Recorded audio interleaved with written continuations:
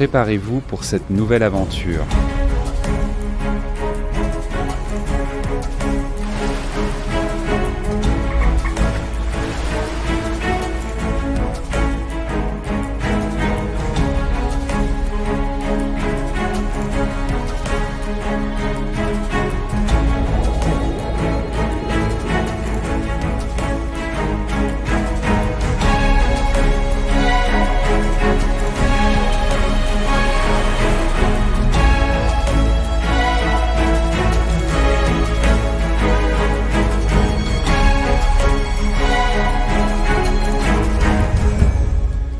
Bienvenue dans les secrets de la mer Rouge, un voyage pour arracher la vie au silence et aux profondeurs marines. Avant de commencer, n'oubliez pas de vous abonner à la chaîne, d'activer la cloche de notification et de laisser un commentaire pour partager avec nous les mystères de la nature là où vous vivez. Maintenant, c'est parti.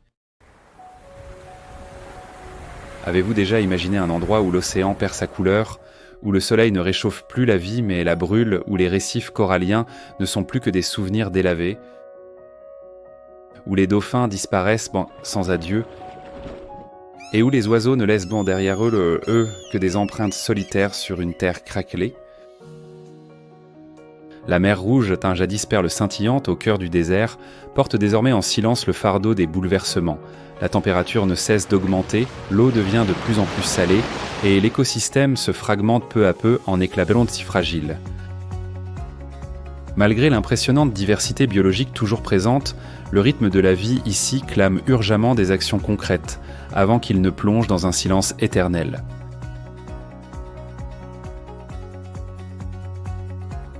Sous les eaux bleues turquoises qui s'étendent au milieu du désert brûlant, la mer Rouge se révèle comme un autre monde, silencieux, profond et rempli de mystères. En contraste avec l'aridité des terres qui l'entourent, ce lieu abrite l'un des trésors de biodiversité les plus riches de toute la planète. Chaque mètre carré du fond marin recèle des vies qui s'entrelacent, coexistent, rivalisent et se complètent au sein d'un écosystème d'une complexité surprenante. Des récifs coralliens, vibrants, aux sereins champs d'herbes marines, des anciennes forêts de mangroves aux salines fissurées et asséchées, tous ces éléments sont des pièces indispensables dans la mosaïque de la vie de cette mer unique. La mer Rouge n'est pas seulement un corridor biologique reliant 3 continents, elle est aussi une preuve vivante de la capacité d'adaptation de la nature face à l'adversité. Même face aux changements climatiques, à l'augmentation des températures et aux variations extrêmes de salinité, la vie ici continue de se réinventer, étendant sans cesse les limites de l'évolution elle-même. Devant une complexité et un équilibre presque parfait, il est difficile de ne pas percevoir une architecture invisible, comme si chaque détail avait été savamment agencé depuis les origines mêmes de la formation de l'univers. Lors d'une aventure sous-marine extraordinaire, quelle créature des océans espérez-vous rencontrer le plus ? Sous le soleil aride de la péninsule arabique, entre les vastes continents de l'Afrique et de l'Asie, la mer Rouge se déploie comme un couloir maritime étroit mais profond, s'étendant sur plus de 1930 km du golfe de Suez jusqu'au détroit de Bab el-Mandeb. Ce n'est pas un océan immense, mais sa forme caractéristique de faille géologique a transformé ce lieu en l'une des régions maritimes les plus singulières de la planète. Juste sous la surface calme et cristalline de ces eaux se cache un passé, loin d'être silencieux. La mer Rouge n'est pas une mer ancestrale formée aux prémices de la Terre, mais plutôt un jeune océan qui est encore en train de naître. Il y a environ 25 millions d'années, lorsque la plaque tectonique d'Arabie a commencé à s'éloigner de l'Afrique, une longue fissure est apparue, la faille de la mer Rouge. Cette fracture géologique n'a pas seulement marqué la séparation entre 2 continents, mais a également initié un nouveau chapitre dans l'histoire de la formation des océans, un récit de la transformation planétaire. Le mouvement continue jusqu'à aujourd'hui, faisant en sorte que la mer Rouge s'étende en moyenne d'1 centimètre par an, un chiffre apparemment petit, mais qui, sur des millions d'années, a abouti à une masse d'eau de plus de 1930 km de long. Même avant que le fond marin ne soit entièrement formé, la mer Rouge habitait déjà la mémoire de l'humanité comme un symbole puissant d'histoire et de voyages mémorables. un témoin silencieux des époques. Le nom mer Rouge pourrait provenir de la coloration rougeâtre des roches ou de certaines algues, tandis qu'en hébreu ancien, El Essal est connue sous le nom de Yam Suf, mer des joncs. Depuis l'Égypte ancienne, la mer Rouge était déjà une route commerciale vitale, reliant le Nil à la péninsule arabique, où des civilisations comme les Achéménides, les Romains et les empires islamiques ont laissé leur marque. La mer Rouge n'était pas seulement un pont commercial entre l'Asie, l'Inde et l'Afrique de l'Est, mais aussi un espace partagé par diverses cultures et peuples. Depuis l'ouverture du canal de Suez, cette région maritime demeure un axe du commerce mondial, gardant des couches sur couches de souvenirs culturels et historiques sous le soleil brûlant du Moyen-Orient. La mer Rouge se révèle comme l'une des merveilles écologiques les plus extraordinaires de la planète. Le climat de la région est classé comme semi-aride subtropical, avec des températures de l'eau variant entre 24 degrés Celsius et 30 degrés Celsius, et l'air estival dépassant fréquemment les 40 degrés Celsius. La salinité moyenne atteint 40 unités pratiques de salinité, significativement plus élevée que la moyenne globale. Vous êtes-vous déjà demandé pourquoi les coraux de la mer Rouge peuvent prospérer encore mieux que ceux de la Grande Barrière, de Corail ou des Caraïbes, malgré des conditions bien plus extrêmes ? Sur plus de 2000 km de côte, la mer Rouge abrite un système de récifs avec plus de 300 espèces de coraux constructeurs, soutenant plus de 1200 espèces de poissons et au moins 40 espèces de requins, dont environ 14% sont endémiques. Les principaux récifs se distribuent depuis la péninsule du Sinaï et Ras Mohammed jusqu'au récif d'Aédalus et l'île Zabargad.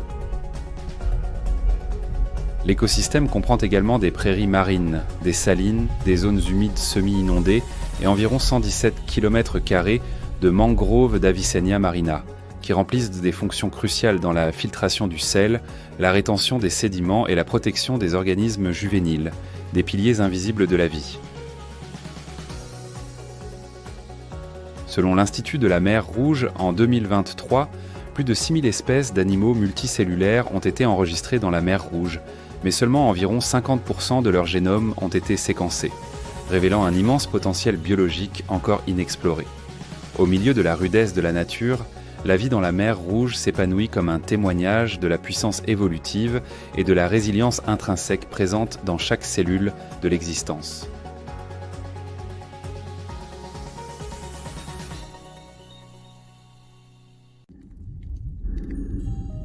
Au cœur de l'océan, là où la vie se répand comme un murmure de la création, les récifs coralliens de la mer Rouge surgissent comme une ville sous-marine en mouvement constant, sans bruit, sans agitation, mais à chaque seconde, un instant décisif pour la survie. La vie ici n'est pas née par hasard. Elle est le résultat de millions d'années d'adaptation aux eaux, avec des températures entre 24 et 30 degrés Celsius, une lumière intense, des courants forts et la rareté des nutriments en suspension. Les récifs côtiers autour de Ras Mohammed rappellent d'anciens quartiers colorés, tandis que les récifs éloignés comme le récif d'Aédalus ou l'île Zabargad semblent des forteresses isolées, gardant la vie dans les profondeurs de l'océan. Au bord du récif, là où les courants tourbillonnent avec force comme des chevaux sauvages galopant sur la mer, le baliste noir contracte ses muscles pour maintenir sa position. Grâce à un mécanisme unique de blocage de ses nageoires, il parvient à se fixer aux roches comme un crochet vivant, résistant au courant. Son corps noir aux reflets bleutés, ses yeux perçants et son instinct de chasse affûté l'aident à identifier rapidement les proies cibles minuscules emportées par l'eau. Chaque attaque est un reflet parfait de vitesse et de silence, une frappe de l'ombre.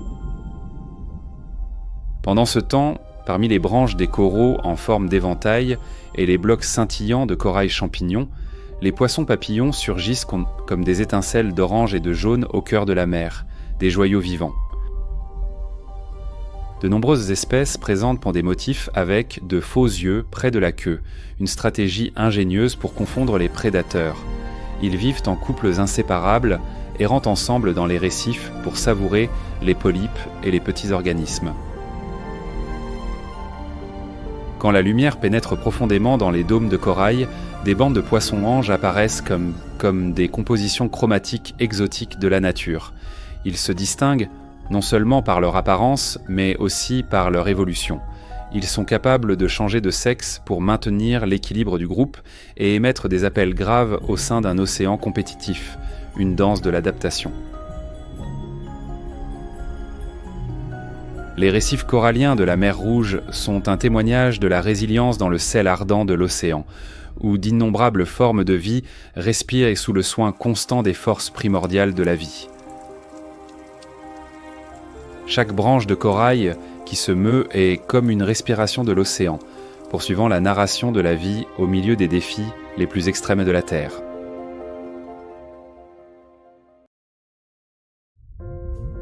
Au cœur impitoyable de la mer Rouge, les récifs coralliens s'élèvent de eaux comme des structures vivantes en constante évolution. Des coraux durs aux coraux mous, chaque espèce contribue à tisser un écosystème résilient dans l'un des environnements les plus extrêmes de la planète. Les structures mésion-ramifiées, comme les cornes du genre Acropora, s'étendent comme des branches en croissance continue. Avec une croissance rapide et couvrant plus de 35,8% de la zone de coraux durs sur l'île de Ganim, l'Acropora est devenu le principal architecte du récif. À proximité, Poritz, avec sa croûte épaisse semblable à un casque, accumule silencieusement du calcium au fil des siècles, posant les fondations du récif, une méditation de la solidité. Quant à la Turbinaria, elle se répand sous des formes rappelant de grands disques, prospérant même dans des eaux troubles et riches en nutriments. À côté, Millepora, le corail de feu, avec ses cellules urticantes, protège le récif tout en alertant sur la fragilité de la nature. Dans des couches plus douces, les coraux mous comme Anthelia forment des réseaux délicats comme des dentelles, entre 10 et 35 mètres de profondeur, servant d'abri et de filtre naturel pour les petits des poissons. Nephtaidea fleurit la nuit, libérant des composés de lithophin aux propriétés antibactériennes. Lithophyton, connu sous le nom de corail chou-fleur, contient des terpènes étudiés pour des applications médicales modernes. Tandis que Sarcophyton présente un mécanisme d'auto-nettoyage remarquable, lui permettant de survivre dans des eaux à forte charge organique, une alchimie de la vie. Chaque espèce joue un rôle essentiel dans le maintien de l'habitat de plus de 1200 espèces de poissons et 40 espèces de requins dans le récif de la mer Rouge. Malgré l'augmentation du blanchissement des coraux dans le sud, causée par l'élévation de la température de l'eau, de nombreuses zones maintiennent toujours une couverture corallienne supérieure à 84%, prouvant la remarquable résilience de cet écosystème, un testament à la vie.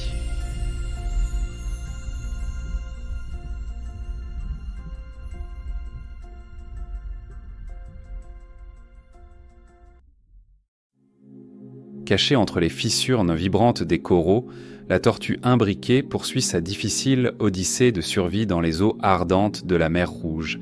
Avec des ancêtres remontant à plus de 100 millions d'années, la tortue imbriquée, Eretmochelys imbricata, est l'une des plus anciennes tortues marines encore existantes, portant sur sa carapace les marques de l'évolution et la mémoire de la Terre. Sa carapace est formée de plaques de kératine superposées comme des tuiles, se courbant vers l'arrière comme des écailles de poisson, avec des tons marron ambrés qui scintillent sous la lumière du soleil. Mesurant environ 1 mètre de long et pesant jusqu'à 86 kg, son corps svelte lui permet de se déplacer avec agilité à travers les fissures étroites des récifs. Elle se distribue principalement dans les régions coralliennes de la mer Rouge, notamment autour de Ras Mohammed, El Gouna et Eilat, mais la population reste faible, estimée à seulement quelques centaines d'individus adultes dans la région. Contrairement à d'autres tortues marines, la tortue imbriquée possède un bec pointu comme celui d'un faucon, lui permettant d'extraire les éponges cachées dans les fissures étroites des coraux. Plus de 70 40% de son régime alimentaire est composé d'éponges dont beaucoup contiennent des toxines que seule cette espèce est capable de digérer, une spécialisation unique. Cette capacité de filtration sélective assure non seulement sa survie, mais régule également la croissance excessive des éponges dans les récifs, agissant comme une jardinière des fonds marins. Ce sont des migratrices silencieuses. À chaque saison de reproduction, les femelles adultes retournent exactement à la même plage où elles sont nées, nageant des centaines de kilomètres, affrontant courants et prédateurs pour perpétuer la vie.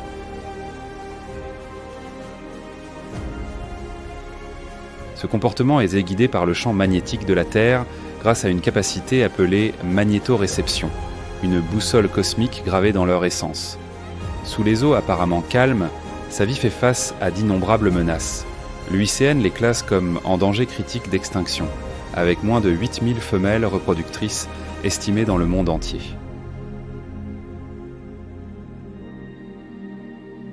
Les quelques individus restant dans la mer Rouge sont surveillés et protégés par des programmes de conservation menés par Israël, la Jordanie et l'Arabie saoudite, un pacte de préservation transfrontalier. Mais au-delà des chiffres et des cartes, c'est le silence de leur disparition qui inquiète. Lorsque la tortue imbriquée quitte les récifs, elle emporte avec elle une part de mémoire marine, une poésie ancienne inscrite dans les courants. Son absence est une perte qui ne crie pas, mais qui vide les mers de leur sagesse lente. La disparition d'une seule espèce comme la tortue imbriquée agit comme un fil rompu dans la tapisserie fragile du récif. Chaque battement de nageoire, chaque nid abandonné, est une note manquante dans la symphonie silencieuse des océans. Sans elle, les équilibres basculent, les récifs s'appauvrissent et le pouls des eaux chaudes ralentit. Pourtant, même dans l'ombre de l'extinction, subsiste une lumière.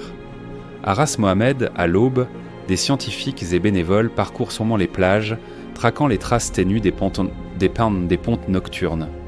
Chaque coquille vide est un espoir fragile, une victoire infime contre l'oubli. Les enfants des pêcheurs, autrefois indifférents, sont aujourd'hui les gardiens émerveillés de ces créatures ancestrales. Leurs dessins, sur les murs des écoles, redonnent des nageoires aux tortues, repeuplent les eaux avec des rêves d'enfance, là où la nature peine à renaître seule. La mémoire d'un animal peut survivre à sa chair.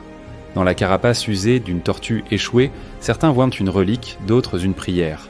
Mais pour l'océan, c'est un miroir, celui de notre capacité à préserver ou à laisser sombrer ce qui ne crie pas. Car protéger la tortue imbriquée, ce n'est pas seulement sauver une espèce. C'est tendre la main au passé, réconcilier l'homme et la mer, et redonner au silence sous-marin la voix de ceux qui ne parlent pas, mais qui appartiennent depuis toujours à ce monde fragile. Dans les profondeurs tièdes, là où la lumière s'effiloche, la tortue glisse entre les coraux comme une pensée ancienne. Elles ne cherchent pas à dominer, ni à fuir, elles habitent le monde, humblement, en laissant dans son sillage un sillon de grâce que peu d'yeux savent encore voir.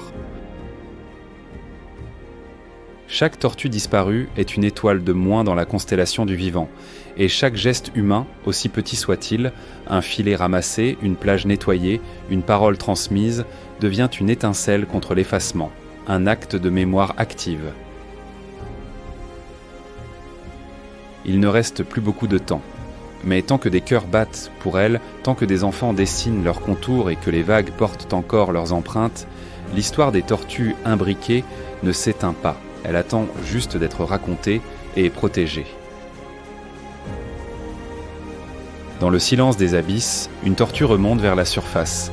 Elle brise l'eau d'un souffle discret, témoin de millions d'années, messagère d'un monde que nous pouvons encore choisir d'aimer. Si nous tendons l'oreille, c'est peut-être elle, la voix du récif.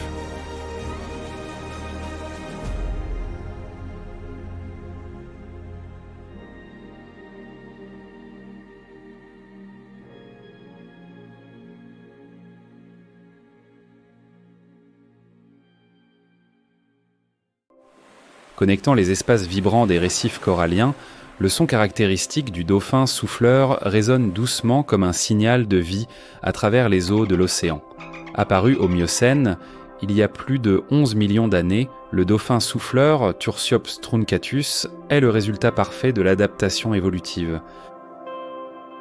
Avec un corps variant entre 2,5 et 4 mètres de long et pesant de 300 à 500 kg, sa nage élégante et sa coloration gris doux, équilibrée entre lumière et ombre, lui permettent de se fondre facilement dans les eaux peu profondes des récifs. On les trouve généralement dans des zones comme Ras Mohammed, El Gouna et Shab El Gona. Dans ces régions, ils forment des groupes sociaux stables de 10 à plus de 50 individus, organisés par genre et fonction au sein du groupe. Les sons d'écolocalisation, avec des fréquences supérieures à 100 kHz, aident non seulement ces dauphins à localiser leur proie, mais aussi à construire une perception tridimensionnelle complète de l'environnement sous-marin, comme les chauves-souris le font dans l'air, des explorateurs du son. Chaque individu possède un sifflement exclusif, une signature acoustique qui maintient la communication et renforce les liens sociaux, comme dans une petite société au milieu de l'océan. Ils ne chassent pas seuls, mais agissent en groupe, encerclant les bancs tombants de poissons, créant des tourbillons de boue ou des vagues pour acculer les proies contre les roches ou les récifs. Certains groupes ont même été observés pratiquant la technique du strand feeding, poussant les poissons vers les bancs de sable et glissant sur eux pour les capturer, une action qui exige une synchronisation de quelques secondes, une chorégraphie de la chasse.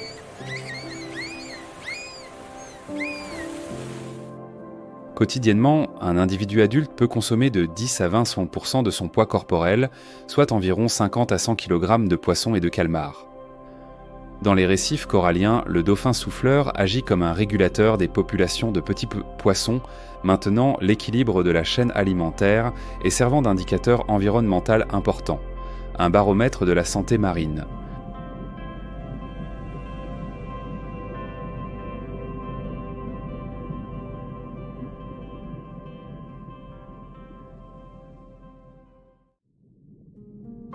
Entre les cavités silencieuses de coins des coraux colorés, le poulpe cyané, Octopus cyanea, un invertébré énigmatique, se déplace avec prudence. Sans coquille rigide, sans vitesse impressionnante, cette créature survit grâce à un camouflage extraordinairement flexible et une mémoire à court terme étonnamment aiguisée. De la peau qui change de couleur et de texture en fraction de seconde au comportement de chasse digne d'un artiste méticuleux, chaque mouvement du poulpe cyané est une fusion entre physiologie sophistiquée et stratégie raffinée. Avec un manteau d'environ 16 cm de long, des tentacules qui s'étendent jusqu'à 80 cm et un poids moyen de 2 à 6 kg, il vit de manière solitaire entre les fissures rocheuses ou les fonds sablonneux des récifs, à des profondeurs variant de 1 à 100 mètres. Il change fréquemment d'abri tous les quelques jours, se maintenant en déplacement constant dans des régions comme Ras Mohammed et les eaux autour d'El Gouna. C'est l'un des principaux prédateurs benthiques, contribuant à la stabilité de la microstructure de la chaîne alimentaire dans les récifs. Pendant la chasse, le poulpe cyané utilise ses tentacules pour percevoir les vibrations, coordonnant cette information avec son système nerveux décentralisé réparti dans tout le corps, ce qui permet des réactions instantanées, une symphonie de l'instinct.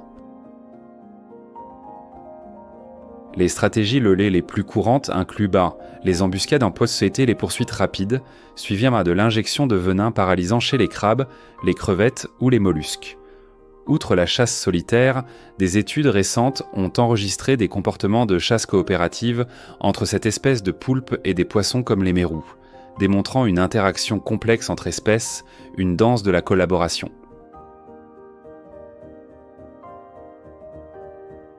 Avec un cycle de vie court de seulement 12 à 15 mois, une femelle peut pondre jusqu'à 400 000 œufs, sacrifiant toute son énergie restante pour les protéger jusqu'à la fin.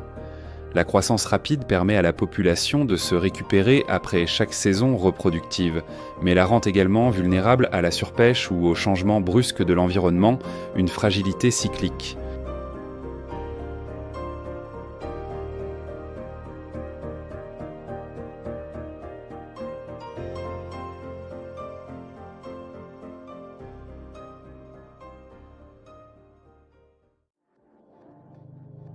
Le calmar commun, avec son apparence rappelant un petit bateau avec un dôme, glisse doucement entre les fissures des récifs coralliens, portant avec lui les marques évolutives de la lignée des céphalopodes pour s'adapter et surmonter les défis extrêmes de l'environnement.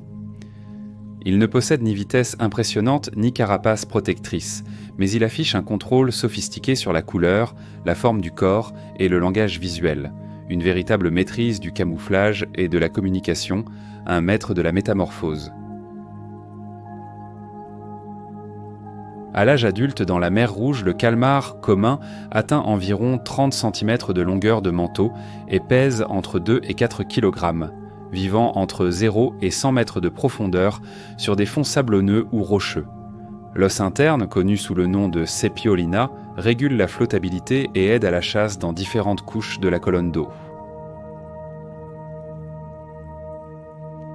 Avec un système nerveux très développé et des yeux en forme de Dopvuretibvigi, capable de détecter la lumière polarisée, il perçoit les mouvements même dans l'obscurité.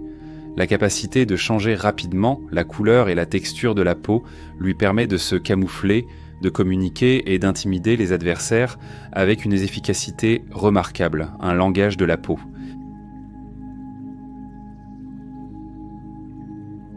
En tant qu'espèce sémelpare, se reproduisant une seule fois, il migre généralement vers des eaux peu profondes près des récifs pour pondre entre 1000 et 4000 œufs. Son cycle de vie est court, d'1 à 2 ans, car la femelle meurt généralement après la reproduction. Cependant, sa capacité de repeuplement est rapide, à condition que l'environnement reste stable. Dans les profondeurs bleutées, le calmar n'est pas un prédateur ordinaire. C'est un artiste secret, un illusionniste aquatique. Sa peau est son pinceau, son corps une scène mouvante. Chaque pulsation chromatique raconte une émotion, chaque motif fugace, un état d'âme. Il vit vite, intensément, sans regret. Une existence brève mais flamboyante. Il ne laisse pas de traces durables, seulement des éclats fugaces de beauté pure, dissous dans le courant. Lorsqu'il prépare sa dernière danse, celle de la reproduction, il se pare de motifs d'une complexité fascinante, comme un feu d'artifice sous-marin. Il ne cherche pas à survivre, mais à transmettre, à créer, une fois encore, la vie. Pourtant, ce fragile génie est menacé.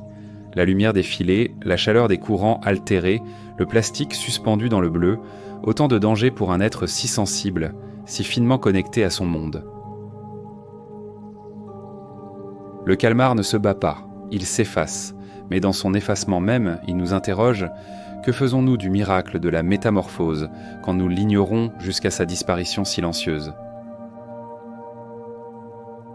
Ainsi s'achève le cycle discret du calmar, ni héros tragique, ni figure glorieuse, seulement une étincelle brève dans la vaste nuit liquide, une forme de beauté qui ne demande pas d'applaudissements. Dans un monde où tout s'accélère, il nous rappelle la puissance des gestes éphémères, la poésie de l'instant, le courage de disparaître pour que d'autres naissent. Le calmar ne survit pas, il transforme. Chaque cellule de son corps, chaque pulsation de couleur, chaque œuf pondu est un acte de transmission, un pacte silencieux avec l'avenir.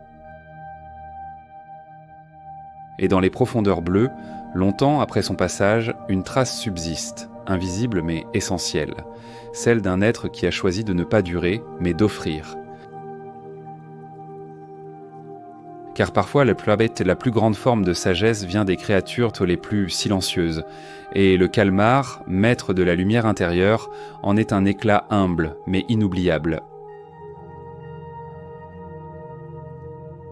Pendant son séjour dans les récifs, Sepia officinalis aide à contrôler les populations de crustacés, de crevettes, de crabes toppecuis et de poissons benthiques.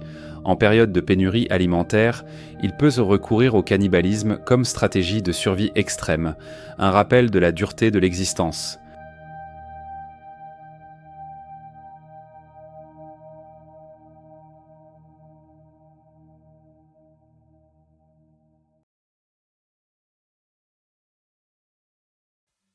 Lorsque le sédiment fin du fond des récifs coralliens commence à se déposer après le mouvement des courants souterrains, une silhouette plate glisse silencieusement sur le sable, comme une hélice vivante en mouvement calme et précis. Les Rhedophon de la famille des Dascyatidés sont des représentantes d'une des lignées évolutives les plus anciennes parmi les poissons cartilagineux.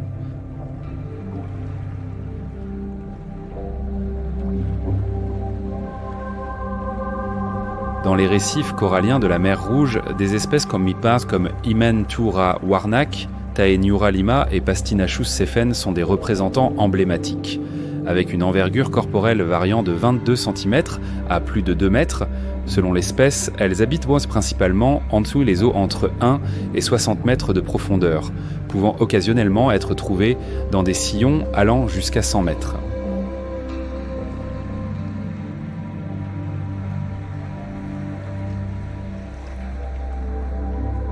Pendant la saison de reproduction, chaque glissement sur le sable est une stratégie de chasse précise.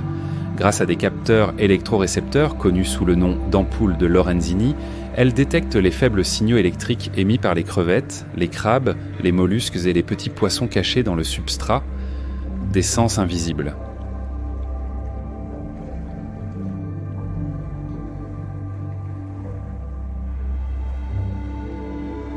La longue queue en forme de fouet, souvent armée d'épines venimeuses, ne sert pas seulement de défense, mais aussi de trait important pour la classification biologique et écologique. Les raies suivent des schémas de migration saisonnière, s'approchant de la côte pendant les mois plus chauds et reculant vers des zones plus profondes lorsque la mer devient agitée.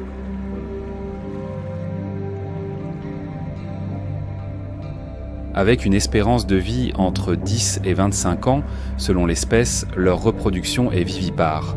Les jeunes se développent à l'intérieur du corps de la mère, se nourrissant d'un liquide nutritif spécial appelé histotrophie. Chaque portée ne produit que 5 à 10 individus, ce qui ralentit le rythme de récupération de la population.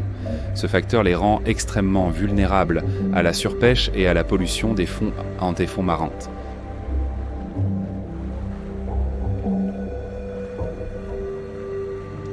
Dans la mer Rouge, des zones comme Ras Mohammed, El Gouna et les îles Farasin concentrent des populations denses de plusieurs espèces de Dascyatidae.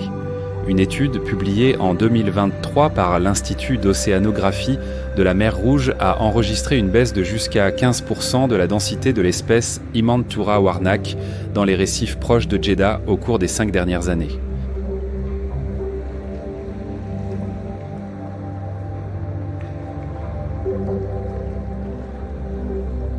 Bien que Taeniura lima soit toujours classée comme préoccupation mineure sur la liste de l'UICN, d'autres comme Imantura warnak et Pastinachus sephen ont déjà été incluses dans les catégories en danger et quasi menacées, un rappel silencieux de la fragilité.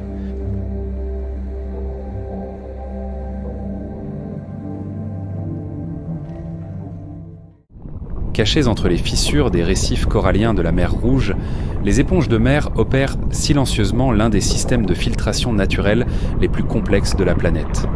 Depuis environ 600 millions d'années, cette lignée a commencé son voyage évolutif, devenant un pilier discret mais fondamental des écosystèmes marins.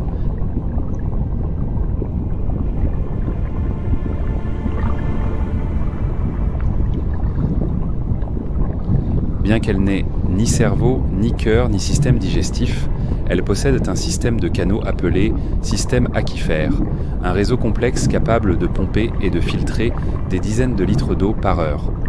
Dans les récifs coralliens de la mer Rouge, en particulier dans les régions du golfe d'Aqaba et de Ras Mohammed, plus de 130 espèces d'éponges ont été enregistrées.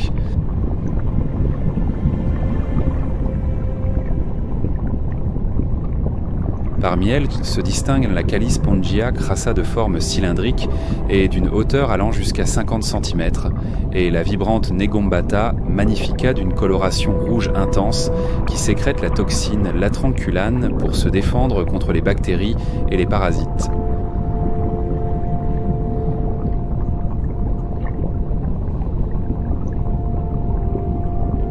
Le plus curieux est que la majorité des éponges de la mer Rouge entretiennent des relations symbiotiques durables avec les bactéries, les algues et les archées. Ce type d'association est connu sous le nom d'holobionte, un système biologique intégré entre l'hôte et sa communauté de micro-organismes internes.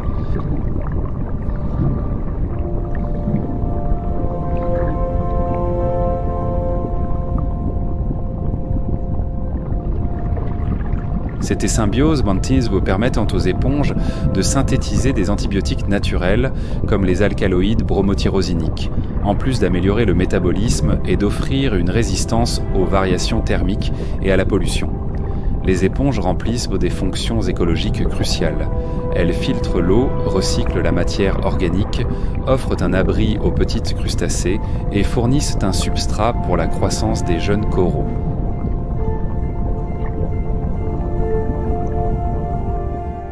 Lors des crises de prolifération d'algues causées par la pandémie d'oursins dans le golfe d'Aqaba, elles ont agi comme des filtres biologiques, stabilisant les nutriments et prévenant l'eutrophisation, une solution naturelle.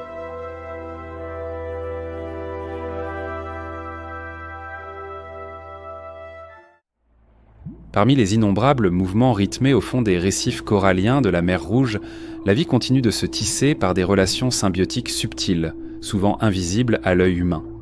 L'une des plus fascinantes est le partenariat coopératif entre le poisson clown et les anémones de mer.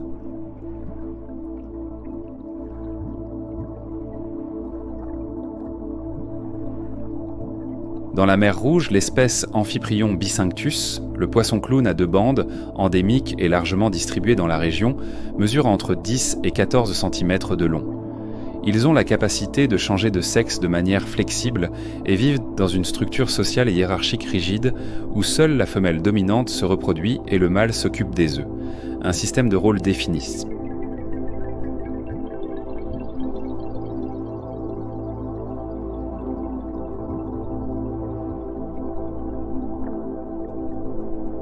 En même temps, les anémones de mer, comme Entacmaea quadricolore ou Heteractis magnifica, ne sont pas seulement des abris, mais de véritables forteresses de biologiques. Leurs tentacules contiennent des cellules urticantes capables de paralyser les intrus, à l'exception du poisson clown, qui a développé une couche de mucus protecteur immunisé contre les toxines de l'anémone, une protection mutuelle.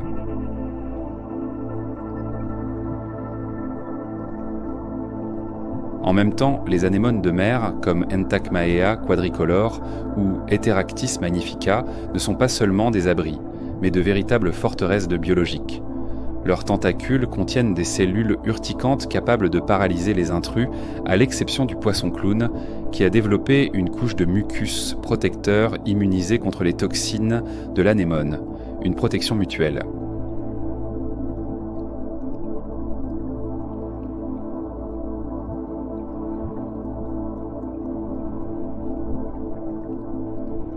Le poisson clown non seulement protège sa partenaire contre les prédateurs comme le poisson papillon, mais il ventile également les tentacules avec ses nageoires, favorisant l'oxygénation et la respiration de l'anémone, un service vital.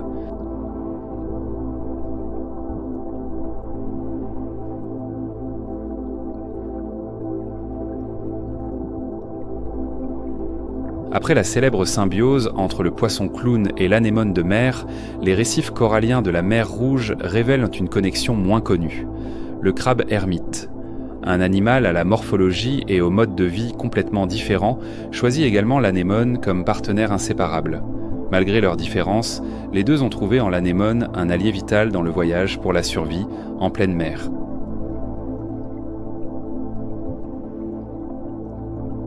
Le crabe ermite ne possède pas de carapace rigide permanente comme les autres crustacés et doit donc chercher des coquilles étant vides pour protéger son corps mou et vulnérable.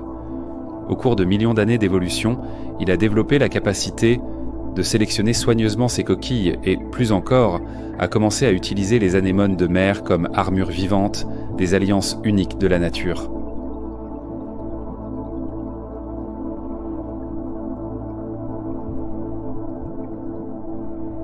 Les anémones, fixes par nature, possèdent des tentacules armés de cellules urticantes capables de paralyser les menaces potentielles. Lorsqu'elles vivent sur les coquilles des crabes ermites, elles gagnent en mobilité, en accès à de nouvelles sources de nourriture en suspension et au plancton, ainsi qu'un avantage compétitif en ne se limitant pas à un seul endroit.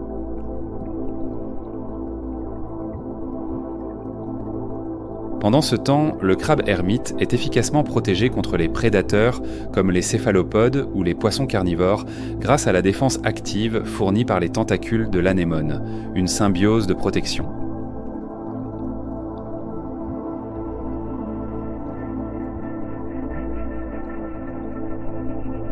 Des études montrent que les crabes hermites avec anémone ont un taux de survie jusqu'à 38% plus élevé que ceux sans le partenariat symbiotique. Le comportement consistant à fixer activement les anémones et même à les transférer d'une coquille à l'autre lors du changement d'abri révèle un niveau impressionnant d'apprentissage et d'interaction complexe entre les deux espèces, une intelligence du vivant.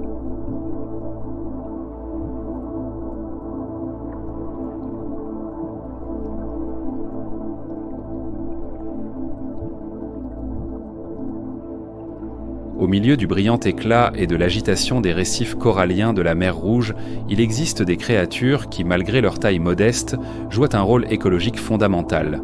Le labre nettoyeur à bandes bleues, labroide dimidiatus, avec son corps allongé d'un maximum de 14 cm et une bande noire caractéristique allant du museau à la queue, en est un exemple notable.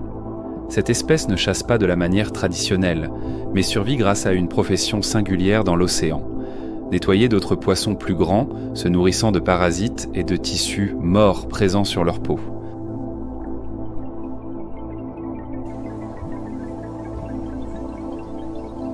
La présence du labre nettoyeur s'étend de la mer Rouge au récif du Pacifique, la mer Rouge étant l'une des régions avec la plus forte concentration de cette espèce. Dans ces eaux, les individus établissent généralement des points fixes appelés stations de nettoyage, où ils servent des clients de grande taille comme les mérous, les murènes et même les requins. Quotidiennement, un seul labre peut servir des dizaines de visiteurs différents, devenant un maillon essentiel dans le cycle de santé et d'équilibre biologique des récifs.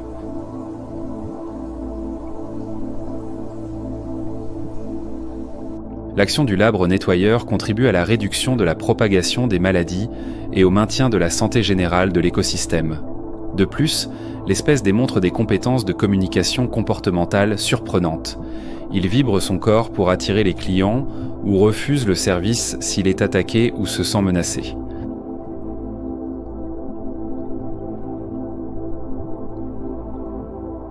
Dans les situations de surcharge, certains individus redirigent même les clients vers d'autres labres à proximité, démontrant un niveau remarquable de coopération et d'organisation, une sagesse collective.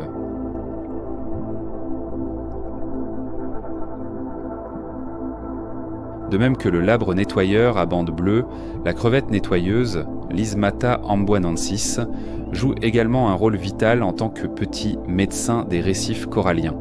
Cette espèce de crevette établit de véritables stations de service précises et durables, situées dans des fissures rocheuses ou près de colonies de coraux, où des poissons de récifs comme ceux de la famille des Acanthuridae attendent patiemment d'être servis. D'une longueur moyenne de 5 à 6 cm, les crevettes nettoyeuses sont communes dans les récifs peu profonds et moyens de la mer Rouge, reconnaissables à leurs mouvements de balancement corporel caractéristiques, une invitation visuelle à leurs clients.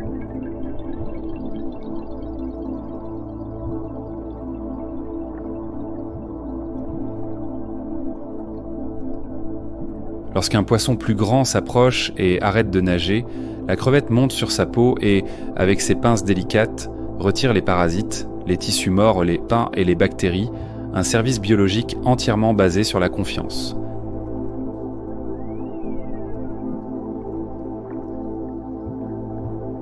L'élimination des parasites peut augmenter le taux de survie des poissons de jusqu'à 27%, réduire le stress oxydatif et améliorer la croissance. En même temps, ces stations garantissent aux crevettes un accès continu à la nourriture sans qu'elles aient besoin de quitter la sécurité de leur refuge, une symbiose gagnant-gagnant.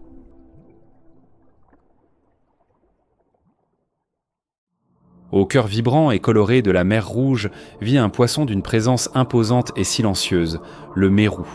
Certaines espèces, comme le mérou marbré brun ou le mérou tacheté orange, peuvent atteindre 1,50 m de long et peser plus de 100 kg. On les trouve fréquemment dans des zones écologiques de grande pertinence, comme Ras Mohammed, l'archipel des Farasan et le récif Elphinstone.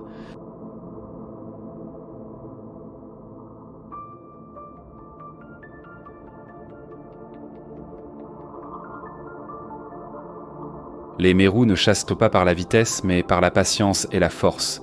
Ils se cachant entre les fissures et les bords des récifs, attendant que des proies inattentives s'approchent, puis attaquent avec une morsure puissante, propulsée par des dents acérées et une pression de succion, un maître de l'embuscade.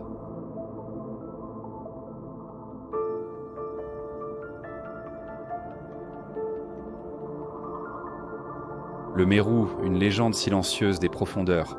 Ce n'est pas juste un chasseur. Patient, discret, précis, le mérou incarne la stabilité et la force tranquille des récifs. Il veille, il chasse, il maintient l'équilibre du monde sous-marin. Si le mérou vous a impressionné, pensez à liker la vidéo, vous abonner à la chaîne pour découvrir d'autres merveilles de l'océan. Dites-moi en commentaire, quel poisson trouvez-vous le plus puissant, mystérieux ou fascinant ?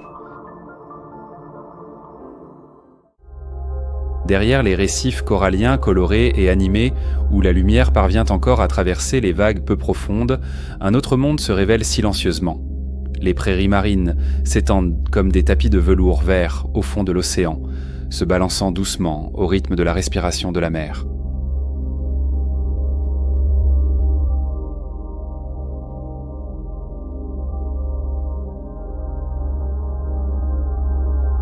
Ces eaux peu profondes, avec une profondeur d'entre 1 et 20 mètres, abritent des plantes marines ancestrales comme Halophila stipulacea, Thalassia hemprichi et Halodule uninervis. Ensemble, ces 3 espèces forment un écosystème sous-marin aux capacités extraordinaires. Elles stabilisent les sédiments, filtrent l'eau, capturent le carbone et protègent le littoral de l'érosion.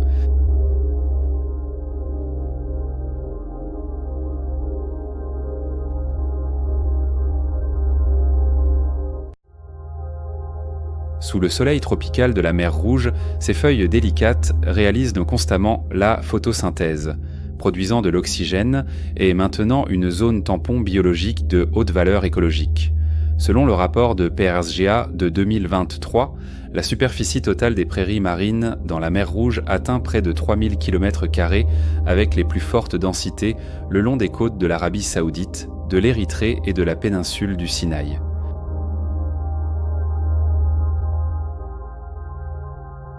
Parmi ces lames vertes et douces se déplace lentement un habitant fondamental, la conque de la famille des Strombidae. Avec sa coquille spiralée et lourde, elle glisse silencieusement sur le fond, se nourrissant d'algues microscopiques et de matières organiques en décomposition, un agent essentiel dans le recyclage des nutriments et le soutien de la chaîne alimentaire.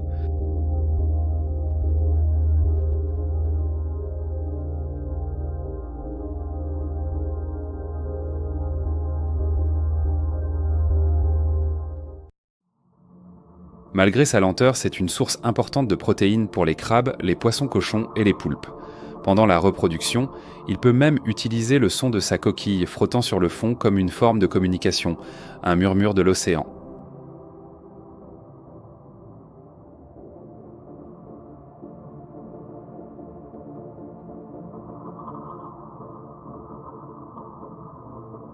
Selon l'initiative Carbone UNEP SIGRAS, en 2023, les racines des herbes marines peuvent stocker jusqu'à 80 tonnes de carbone organique par kilomètre carré.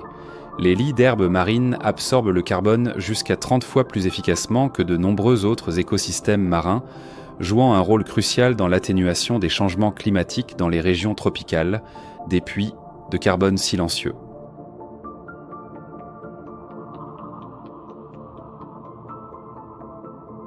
Tandis que les relations symbiotiques dans les récifs coralliens se poursuivent silencieusement, dans les eaux peu profondes couvertes de prairies marines de la mer Rouge, la tortue verte poursuit calmement son voyage en tant que jardinière des océans. L'histoire évolutive de cette espèce s'étend sur des millions d'années, depuis d'anciens reptiles ancestraux qui ont survécu aux changements climatiques, au niveau de la mer et aux transformations géologiques pour s'adapter aux zones côtières.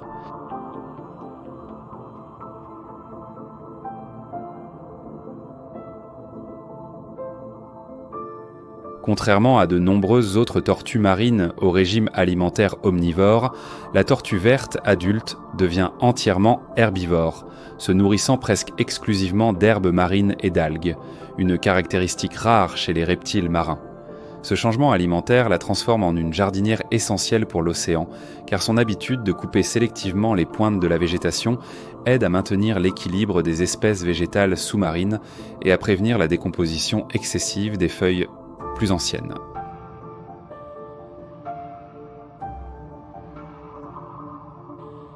Avec une taille moyenne d'entre 78 et 100 cm et un poids variant de 68 à plus de 300 kg, les jeunes individus vivent en pleine mer pour éviter les prédateurs. À maturité, ils retournent dans les eaux côtières pour se nourrir, se reposer et se préparer au prochain cycle reproductif. Chaque tortue peut maintenir son propre territoire d'alimentation, étant actif principalement pendant la journée et passant la majeure partie de son temps immergé entre 3 et 5 mètres de profondeur, où la lumière permet encore la photosynthèse des herbes marines.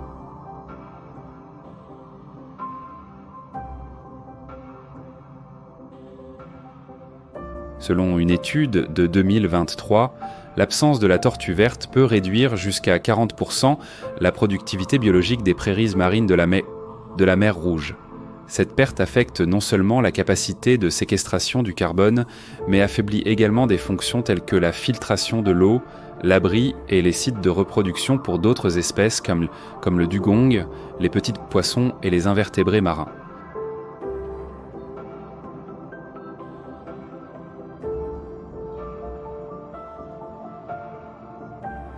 Des individus marqués avec des étiquettes électroniques dans les régions d'El Gouna et de Ras Mohammed ont révélé des schémas migratoires complexes, connectant les zones de ponte en Égypte et en Arabie Saoudite avec les prairies marines du centre et du sud de la mer Rouge, des trajets qui dépassent en des centaines de kilomètres.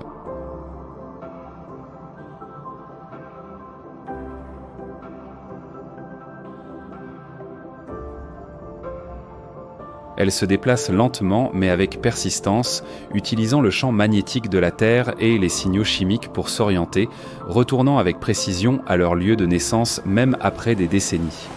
Pendant ce voyage, la tortue verte bénéficie du camouflage naturel fourni par la coloration de son corps et les écailles de sa tête et de sa carapace, une défense efficace contre les prédateurs comme les requins de récif et les barracudas.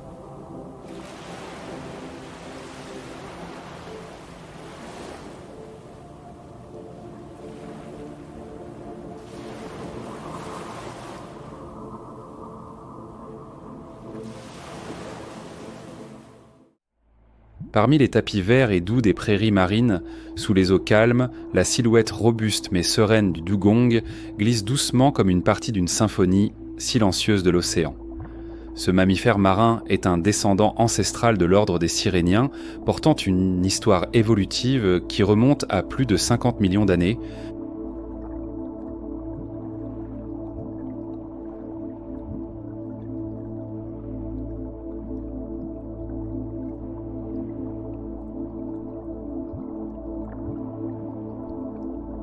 Contrairement à tout autre être marin, le dugong adopte un régime alimentaire exclusivement herbivore et passe pratiquement toute sa vie dans les eaux peu profondes de la mer Rouge, notamment le long de la côte ouest de l'Égypte, comme dans les régions de Wadi El Jemal et Ras Banas.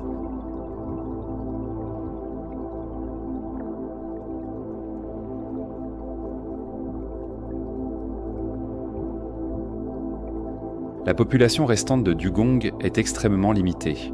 Selon les données de 2024, il ne reste qu'entre 73 et 97 individus, répartis sur environ 95 zones distinctes de prairies marines.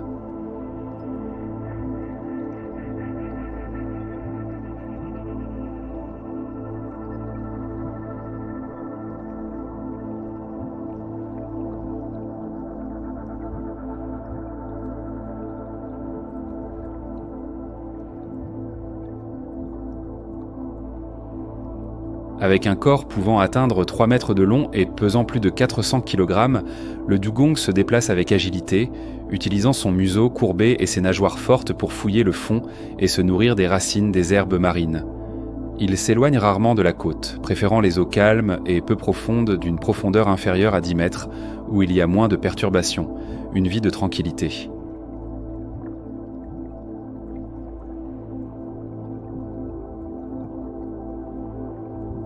Chaque femelle donne naissance seulement tous les 5 à 7 ans, et les soins du jeune peuvent durer entre 6 et 18 mois, ce qui ralentit extrêmement la récupération de la population. Bien qu'ils vivent jusqu'à 70 ans, le taux de croissance naturelle de l'espèce ne suit pas les menaces imposées par les activités humaines.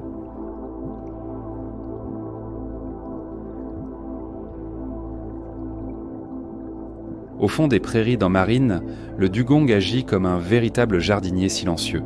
En se nourrissant à la racine, il ouvre de l'espace pour la croissance des jeunes herbes, ce qui augmente la capacité de séquestration du carbone, améliore la qualité de l'eau et favorise l'apparition d'habitats pour d'innombrables crustacés et petits poissons, un architecte du fond marin.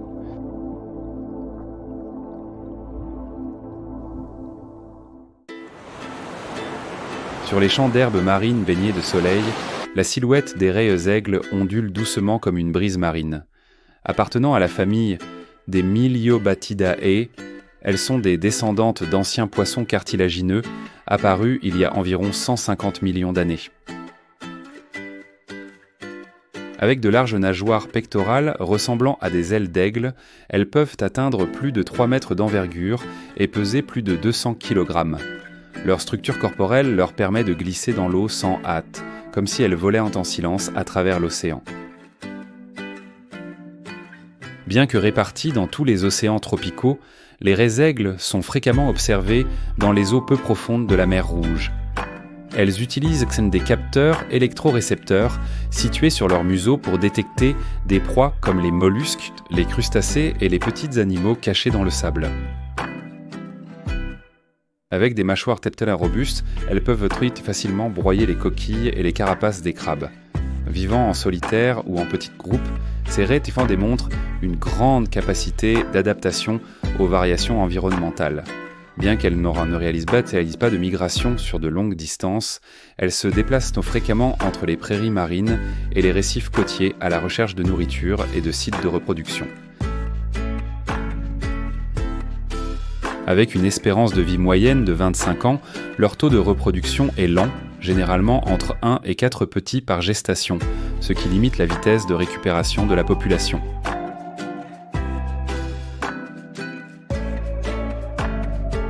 Les raies-aigles non seulement équilibrent la chaîne alimentaire, mais régulent également les populations d'organismes benthiques, contribuant à la stabilité écologique des prairies marines. Pendant l'alimentation, elles remuent doucement les sédiments du fond, favorisant la libération et le recyclage des minéraux essentiels dans l'environnement aquatique, une alchimie des profondeurs.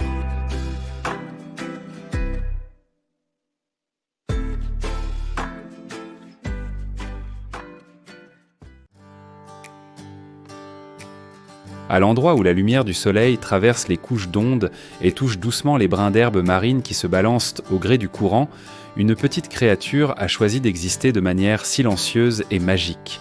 Les hippocampes, de véritables chevaliers de l'océan possédant une forme curieuse. Un corps courbé, une tête dressée comme celle d'un minuscule cheval et une queue préhensile qui s'enroule fermement autour des tiges de la végétation marine, comme une ancre qui les maintient fermes contre le courant, des maîtres de l'immobilité. Leurs ancêtres, les poissons-pipes, avaient des corps longs et rectilignes, flottant avec le flux des eaux. Mais lorsque les lits d'herbes marines ont commencé à se répandre densément à la fin de l'Oligocène, il y a environ 25 millions d'années, les variantes avec un corps érigé, un camouflage amélioré et des habitudes fixes ont commencé à avoir un avantage évolutif. Au fil du temps, ces changements ont culminé avec l'émergence du genre Hippocampus, qui a choisi les prairies marines comme habitat permanent. Dans la mer Rouge, au moins 3 espèces d'hippocampes ont été enregistrées. Hippocampus jayakari, H. debelius et H. couda. De corps petits, les hippocampes n'ont ni estomac ni dents.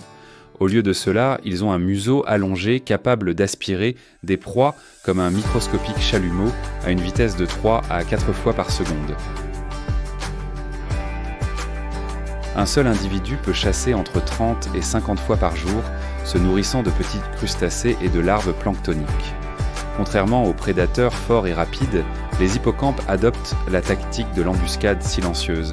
Ils se camouflent parfaitement avec la couleur de la végétation, restent immobiles et attaquent d'un coup rapide et précis, une technique du guerrier invisible.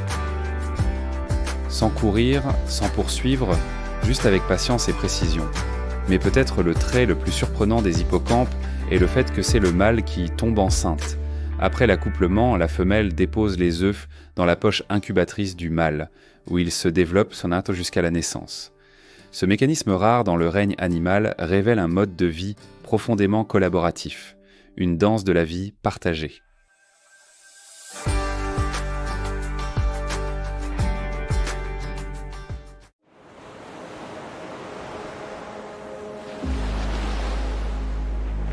Lorsque les champs d'herbes marines se terminent et que la lumière commence à disparaître, un monde complètement différent se révèle aux yeux. Des surfaces blanches, sèches et fissurées, sous le soleil ardent, s'étendent. Ce sont les plaines salines ou salpen des régions côtières de la mer Rouge. Ici, où il y avait autrefois de l'eau de mer, l'évaporation complète a laissé derrière elle une épaisse couche de sel cristallisé, reflétant la lumière comme un miroir irrégulier qui s'étend jusqu'à l'horizon. Un paysage d'alchimie naturelle. Ces formations sont plus courantes autour de Djeddah en Arabie Saoudite et de Massawa en Érythrée, des régions où le climat extrême atteint son paroxysme. Sous ce sol fissuré, le crabe de vase creuse profondément à la recherche de l'humidité restante sous terre, se passant d'ombre. Il construit son propre abri grâce à un réseau complexe de tunnels pouvant dépasser 1 mètre de long, s'entrelançant avec les racines des plantes au bord des eaux peu profondes. De son refuge, il observe les marées, surveille la salinité et se déplace selon les cycles d'humidité et de sécheresse. Son mécanisme d'osmorégulation lui permet d'ajuster la concentration de sel dans son corps, combattant la perte d'eau causée par l'intense évaporation, une alchimie interne de la survie. Mais ces régions arides n'abritent pas seulement des crustacés résilients. Selon l'enquête Red Sea Coastal Wetlands Survey 2024, les plaines salines servent de point d'arrêt pour plus de 70 espèces d'oiseaux migrateurs. Lorsque la marée monte et laisse des flaques peu profondes, des oiseaux comme les flamants roses et les bécassos arrivent en masse pour se nourrir d'algues, de petits crustacés et de larves de mouches du sel, poursuivant les histoires de créatures petites mais résilientes entre l'océan et les eaux peu profondes.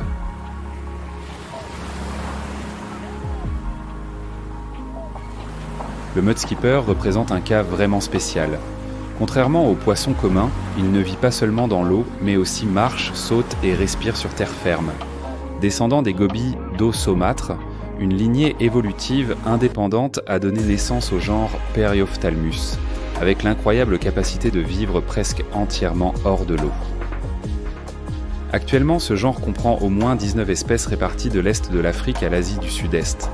Dans la mer Rouge, des populations comme Periophthalmus calolo et P. argentilineatus s'établissent dans les régions côtières des plaines salines. Chaque mudskipper adulte mesure entre 9 et 14 cm de long. Son corps a été conçu pour se déplacer plutôt que nager.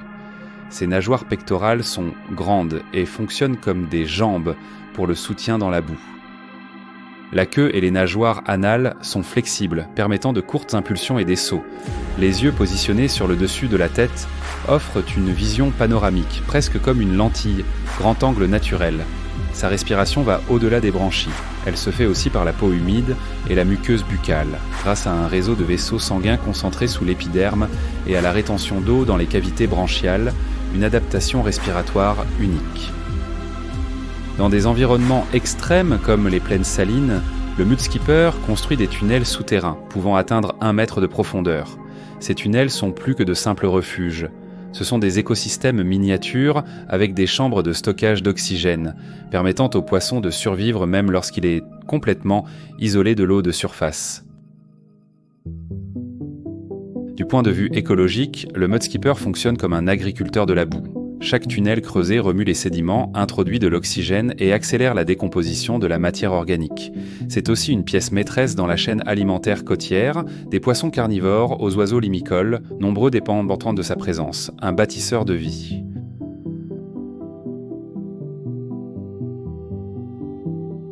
Dans un espace où le sol n'était pas exactement de la terre et l'eau n'est plus tout à fait de la mer, des êtres zélés ont appris à lire la boue, à sentir les flux cachés et à écouter les murmures de la marée.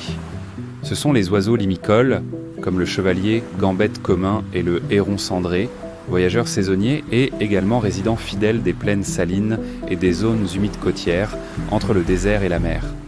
Leur présence n'est pas accidentelle. Derrière chaque vol qui traverse des milliers de kilomètres, il y a un voyage évolutif qui a pris des dizaines de millions d'années. À partir d'ancêtres aquatiques, elles ont développé une morphologie caractéristique. Des pattes longues, un cou flexible et un bec pointu. Des outils biologiques idéaux pour survivre dans des environnements semi-aquatiques. Contrairement aux oiseaux qui se contentent de fendre les cieux, les oiseaux limicoles interagissent intimement avec le sol. Elles marchent sur la boue craquelée, traversent des flaques d'eau saumâtres peu profondes et cherchent la vie dans les endroits apparemment les plus arides et stériles des explorateurs de la survie. Le chevalier gambette commun apparaît fréquemment dans la mer Rouge pendant l'hiver, dans le cadre de la route migratrice du corridor est-africain eurasien. Quant au héron cendré, avec son allure imposante et sa posture sereine, il tend à rester toute l'année, utilisant les cimes des mangroves pour nicher, se reproduire et surveiller son territoire. Les plaines salines ne sont pas seulement des points de repos, ce sont des scènes principales pour l'alimentation, le repos et la continuité de la vie. En 2023, les données de la région côtière de la péninsule arabique ont montré que les oiseaux limicoles représentaient entre 70% et 90% de tous les oiseaux aquatiques pendant le pic de la migration. Chaque étendue de boue avec suffisamment d'humidité peut rassembler des milliers d'individus pendant quelques semaines, leur permettant de récupérer l'énergie avant la prochaine étape du voyage, une escale de la vie. D'un point de vue biologique, le chevalier gambette commun mesure environ 30 cm, pèse jusqu'à 220 grammes et possède des pattes gris-vertes idéales pour marcher rapidement sur la boue molle. Le héron cendré, quant à lui, peut dépasser 1 mètre de hauteur avec une envergure large et un bec long et pointu comme une lance, capable de capturer des poissons en un clin d'œil. Elles adoptent des stratégies de chasse distinctes. Les plus petites balayent le sol en mouvement constant, tandis que les plus grandes misent sur l'immobilité, la patience et l'attaque surprise. Les plaines salines jouent un rôle irremplaçable dans la chaîne écologique côtière. Les oiseaux limicoles ne s'y nourrissent pas seulement, mais remuent également les sédiments superficiels, aidant à la décomposition de la matière organique, recyclant les nutriments et soutenant la vie microbienne du sol. En nidifiant dans les mangroves, leurs déjections enrichissent le sol en nutriments, favorisant la croissance de la végétation et des micro-organismes. L'écosystème cesse ainsi d'être seulement un abri pour devenir un espace d'interaction entre différentes couches de vie, une alchimie naturelle.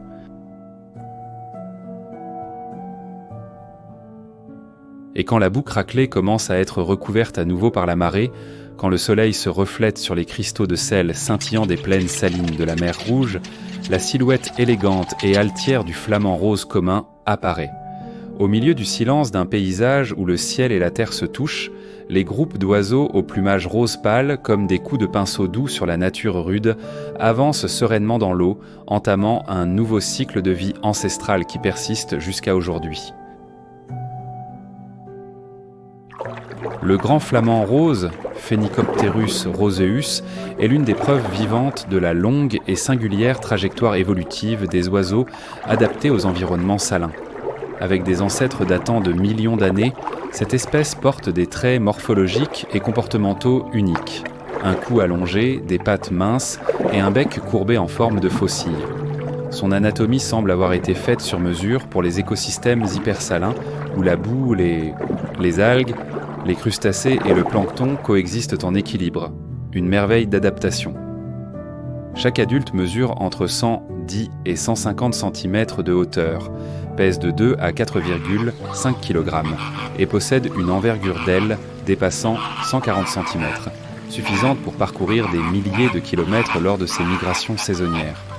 Les plaines salines de la région du golfe d'Aqaba et les champs d'évaporation le long des côtes de l'Arabie Saoudite et du Soudan sont devenus des points d'arrêt clés pendant l'hiver. Là, l'eau peu profonde, la forte salinité et la boue riche en nutriments créent l'environnement idéal pour sa forme d'alimentation particulière. Ils marchent lentement, remuent doucement le fond et plongent leur bec inversé, filtrant les particules à travers les EWQ lamelles. des structures internes qui fonctionnent comme un peigne biologique. Leur régime alimentaire est basé sur de petites crevettes halophiles, des larves d'insectes, des cyanobactéries et des micro-organismes benthiques riches en caroténoïdes, les pigments responsables de la coloration rosée de leur plumage, une alchimie de la vie.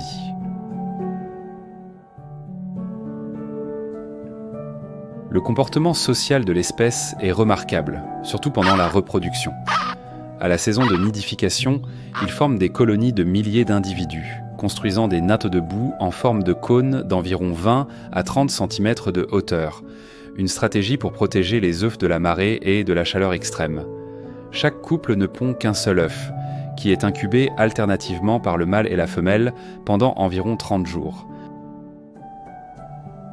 À la naissance, les jeunes ne suivent donc pas leurs parents individuellement. Ils sont regroupés en grandes crèches de milliers de jeunes où ils restent sous surveillance collective pendant les premiers jours de leur vie. Ils sont nourris de lait de jabot, une substance riche en graisse et en protéines sécrétées par le tube digestif des parents, essentiel à leur survie dans les dures conditions climatiques. La fidélité au lieu de naissance est également un trait marquant de l'espèce. Des études menées en Camargue, en France, ont révélé que jusqu'à 89% des femelles et 80% des mâles retournent au même endroit où ils sont nés pour se reproduire, même après près d'une décennie de migration. Le grand flamant rose est plus qu'un symbole esthétique de la nature, c'est un indicateur biologique de l'état des écosystèmes côtiers. Tant qu'ils continueront à colorer les salines de leur teinte rosée, ce sera aussi le signe que le rythme naturel de la vie reste préservé, une preuve de la vitalité de l'écosystème.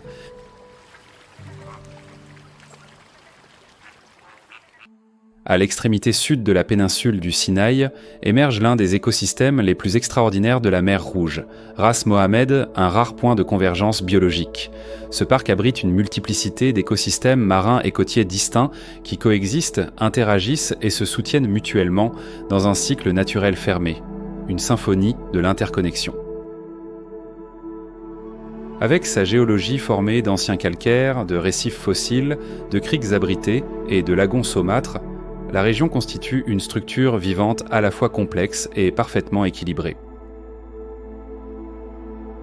Située à la confluence de deux grands courants marins, les golfes de Suez et d'Aqaba, Ras Mohammed n'a pas seulement une valeur hydrologique stratégique, mais se révèle aussi comme un véritable laboratoire biologique à ciel ouvert. La diversité des micro-environnements offre des conditions idéales pour des centaines d'espèces marines et côtières pour se reproduire, se nourrir et migrer tout au long de l'année.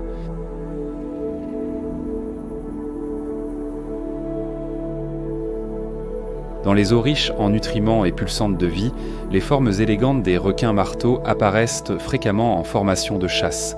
Leur tête en forme de marteau augmente le champ visuel et la sensibilité électroréceptive, leur permettant de détecter des proies avec une précision impressionnante. Pendant l'été, ces requins forment de grandes agrégations près de récifs comme le Shark Reef, un phénomène qui attire scientifiques et plongeurs du monde entier, une danse des profondeurs. Plus loin, les raies manta géantes glissent gracieusement le long des courants du récif Yolanda, comme des anges de la mer. Avec des envergures pouvant dépasser 7 mètres et une mémoire spatiale avérée, ces créatures remplissent des rôles écologiques fondamentaux dans la filtration de l'eau et l'équilibre des populations de plancton, des gardiennes silencieuses. Ras Mohammed attire plus de 350 000 visiteurs par an avec ses expériences uniques d'immersion dans la nature. De la plongée au Shark Observatory, aux promenades en kayak à travers les mangroves, jusqu'aux sentiers sur les terrasses de coraux fossiles, chaque activité offre un contact direct et authentique avec un monde encore intact. Pendant que les visiteurs prennent le soleil ou font de la plongée avec tout bas sur la côte, sous la surface, des banques de poissons perroquets et de poissons papillons continuent leur cycle de vie comme ils le font depuis des siècles. Ras Mohammed est un véritable cadeau de la nature, avec sa biodiversité abondante et son incroyable capacité de régénération, un modèle de conservation de référence au Moyen-Orient. Actuellement, le parc fait partie de la liste verte de l'UICN, une distinction accordée aux aires protégées avec les plus hauts standards de gestion et de conservation à travers le monde, un phare de l'espoir.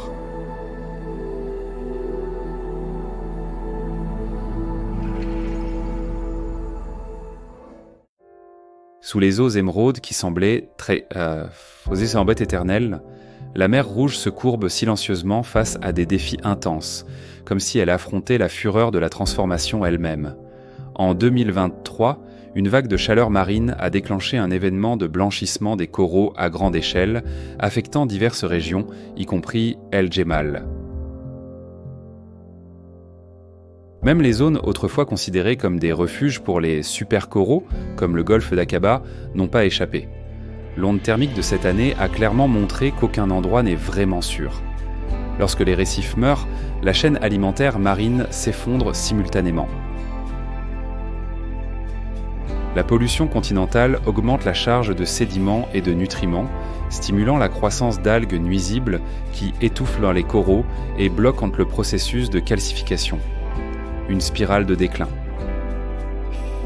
Dans les zones côtières de l'Égypte et du Soudan, la pêche prédatrice prolongée a réduit jusqu'à 70% la population de poissons au cours des 2 dernières décennies, en particulier les espèces prédatrices comme les requins et les raies.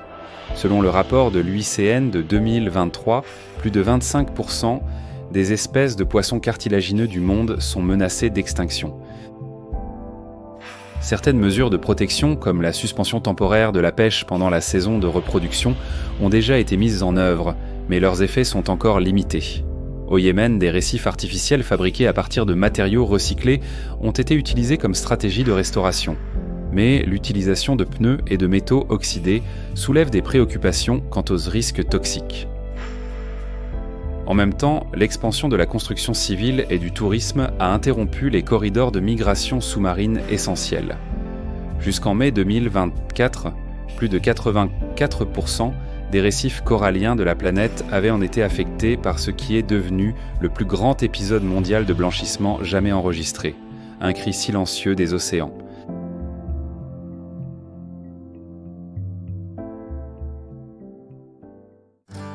Face à une réalité alarmante, l'odyssée pour la conservation dans les eaux cristallines de la mer Rouge a déjà commencé. Depuis 2023, divers programmes de restauration des récifs coralliens ont été élargis, notamment dans la région de la lagune d'Alage en Arabie Saoudite, où plus de 2500 fragments de corail ont été transplantés avec un taux de survie impressionnant de 97%. Des organisations comme Red Sea Global et KAUST utilisent donc des technologies avancées pour reproduire et reconstituer les récifs, combinant la surveillance biologique avec des mesures précises de stress thermique, une science de la restauration. En Égypte, plus de 1000 bouées d'ancrage ont été installées pour éviter les dommages causés par les embarcations sur les récifs côtiers. En Jordanie, la réserve marine d'Aqaba, d'une superficie totale de 2,8 km², est devenue un refuge sûr pour plus de 300 espèces de coraux, 507 espèces de poissons et 3 espèces de tortues marines, y compris la tortue imbriquée, classée en danger critique d'extinction. En 2024, des conservateurs en Israël ont libéré 3 spécimens de tortues, imbriquées équipées de traceurs satellites, dans la mer d'Eilat pour étudier leur déplacement dans les eaux riches en nutriments. Une traçabilité de l'espoir. Des programmes communautaires gagnent également en importance. À Marsa Chagra, les touristes peuvent participer à la plongée régénératrice, collectant les déchets marins, soutenant la surveillance écologique et apprenant sur la préservation des lits de phanérogames marines et des forêts de mangroves. Red Sea Global s'est fixé l'objectif ambitieux de restaurer au moins 30% des habitats écologiques critiques d'ici l'année 2040. La mer Rouge n'est pas seulement un patrimoine naturel, elle est aussi un rappel de notre devoir. Chaque geste, éviter l'utilisation de plastique jetable, ne pas toucher les coraux, choisir des pratiques de tourisme durable, aide à maintenir la vie pulsant sous la surface. Protéger une goutte d'eau propre, c'est préserver tout un écosystème. Prendre soin de la mer Rouge, c'est préserver la beauté, mais aussi garantir la vie pour les futures générations, une mission intrinsèque de l'humanité. Et vous, êtes-vous prêt à vous joindre à cette mission ? Si vous avez déjà exploré la mer Rouge, ce désert bleu, partagez vos expériences et vos apprentissages dans les commentaires ci-dessous. Votre histoire peut inspirer d'autres personnes à s'impliquer dans la conservation de la nature et la protection des espèces menacées. N'oubliez pas d'aimer, de vous abonner à la chaîne et d'activer la cloche pour continuer avec nous dans les prochaines aventures à travers les mystères de l'océan, où vous pouvez également continuer à suivre le voyage de survie des espèces sauvages d'autres régions dans Secrets de l'océan, un voyage à travers les profondeurs mystérieuses